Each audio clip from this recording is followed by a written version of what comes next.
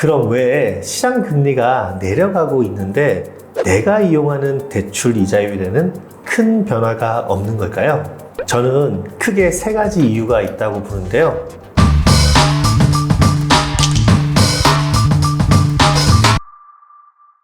안녕하세요. 오늘은 대출 금리에 대한 이야기를 해보려고 하는데요. 아마도 시청하는 분들 중 일부는 현재 은행 대출을 이용하고 있거나 여러 가지 이유로 대출 신청을 생각해 본 적이 있을 겁니다. 가령 병원 개원 자금이나 주택 자금 마련을 위해 또는 공모주 투자 등을 위한 일시적인 마이너스 통장 대출 등등 이런저런 목적으로 은행을 통해 대출을 활용하는데요. 이때 가장 많이 문의하는 내용으로는 한도나 금리 또는 기간 상환 방법 등이 있을 것이고, 사실 해당 내용들이 제일 중요한 부분이기도 합니다.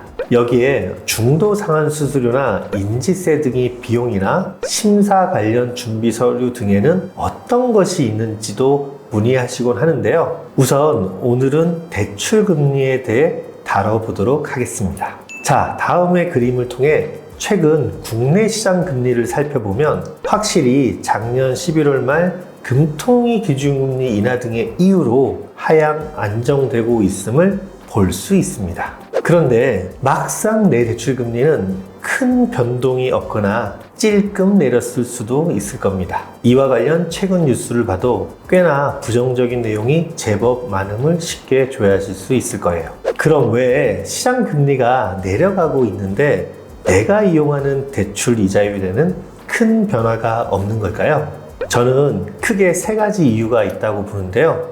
첫째, 공통적인 사항으로 아마도 은행권에서는 향후 대출 자산 증가 목표를 낮게 잡을 가능성이 있다는 부분입니다. 그에 따라 총 수익을 유지하기 위해 부득이하게 기존 고객이나 신규 고객에 대한 대출 금리를 결정할 때 가산 금리를 인상하는 쪽을 택하지 않을까 생각해 봅니다. 즉, 가산 금리가 올라감에 따라 시장 금리가 내려가도 결국 내 대출 금리에는 큰 변화가 없거나 또는 시장 금리 인하폭에 못 미치게 내려가는 것입니다. 둘째, 앞으로 경기가 침체됨에 따라 대출을 갚지 못하는 비율이 올라갈 것으로 전망하여 그에 따라 충당금을 더 쌓기 위해 신용 원가를 높이는 경우가 있을 것이고, 그에 따라 역시 가산 금리를 올리는 경우입니다.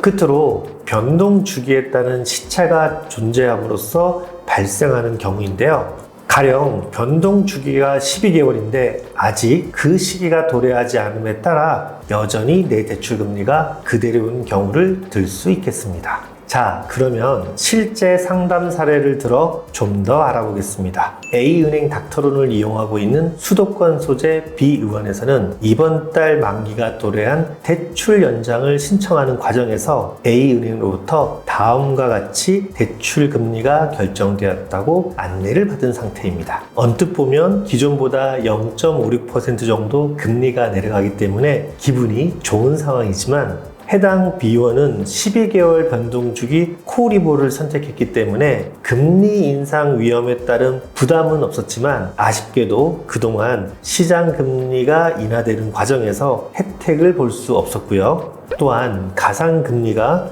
0.2% 정도 올라버렸기 때문에 만기 연장 이후에도 온전하게 시장 금리 인하폭만큼의 수혜를 받지 못하는 상황이라고 볼 수 있었습니다. 그런데 이때 제가 주목한 것은 굳이 계속해서 12개월 변동 주기를 선택해야 하는 부분이었습니다. 물론 100% 장담할 수는 없겠지만 올해 안으로 우리나라 중앙은행 기준금리가 적어도 0.5% 정도는 내려가지 않겠느냐는 전망이 현재 우세한 상태이고, 다음과 같이 코리보 3개월 주기와 12개월 주기 차이가 15bp 정도 차이난 상황에서 가산금리가 동일하고 대출 변동 주기를 변경하여 선택할 수 있다면 저라면 3개월 변동 주기를 택할 것 같습니다. 물론 당장 3개월 동안은 0.15% 정도의 이자 손해가 발생할 수는 있으나 이후 9개월 동안은 적게는 0.1%, 경우에 따라 0.4% 이상의 이자율 인하를 기대해 볼 수 있기 때문입니다. 오늘은 시장 금리가 내려가는 상황에서 왜 대출 금리는 그만큼 인하되지 못하는지에 대한 속사정을 간략하게 살펴보았고요. 다음 편에서는 대출 금리 중 기준금리와 가상금리에 대해 좀 더 구체적으로 알아보도록 하겠습니다. 감사합니다.